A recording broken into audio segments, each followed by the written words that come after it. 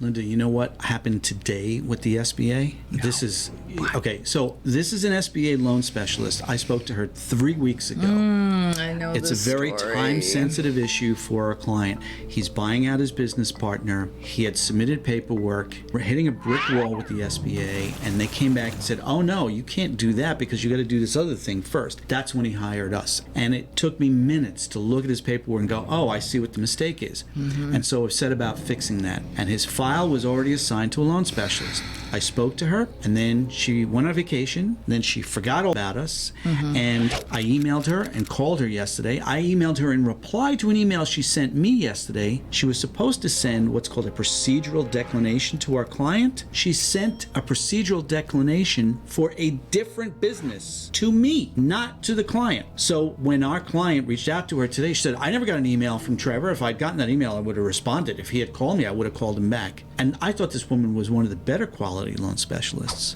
One of the things that we talk about a lot here is the fact that Trevor is a retired loan officer. And so he used to help people get mortgages. And so for over 30 years, he managed financing for people who had the dream of owning a home. My position here is to be a business owner and devil's advocate to assist with how a bureaucratic agency makes it almost seemingly impossible for the business owner to manage such a process with changes that happen in your business. But also, my job has become where I've noticed that business owners don't really take it seriously with what they're going to be confronted with SBA. Now, is there a population of business owners out there that are going to have it easy, breezy, extra cheesy? Sure. No, there's not. See? There's not.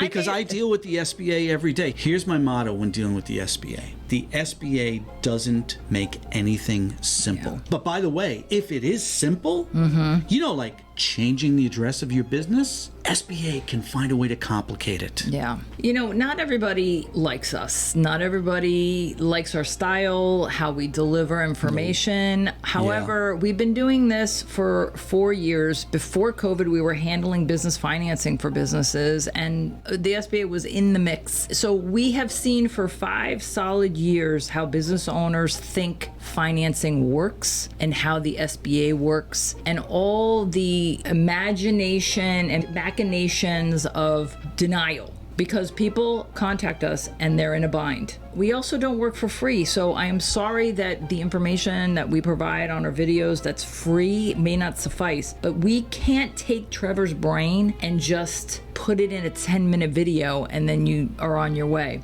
We're going to try something brand new. During the pandemic, we did a lot of live stream question and answer sessions about the COVID-19 EIDL program. And we believe that those question and answer sessions helped. We know from feedback we've gotten from people who watched our videos, who watched our instructional videos, who participated in live stream videos, that they got approved with our assistance and instructions and advice. And we guess that that instruction and advice led to about $30 million in approvals. And now we've just seen recently how the SBA screwed up the repayment plan, the repayment protocols of the program, and thus caused 860,000 loans to go into default for non-payment, shifting them into collection status. There's no way in God's green earth 860,000 out of 4 million loans are in default for non-payment. I'm sorry. Don't believe it. I have the data to prove it. So we're going to try something different. September 4th, 8 p.m. Eastern Time, which is 5 p.m. Pacific Time, we're going to go live here on YouTube to answer your questions about your COVID-19 EIDL. If you're at U.S. Treasury, come and visit. We'll answer your questions. If you are having challenges with making payments, maybe you want to get a reduction in payments, visit us for the Q&A. If you need to do basic things like changing business ownership, change your address, any number of basic business operations that requires you to interact with the SBA, come and visit us on the video. September 4th,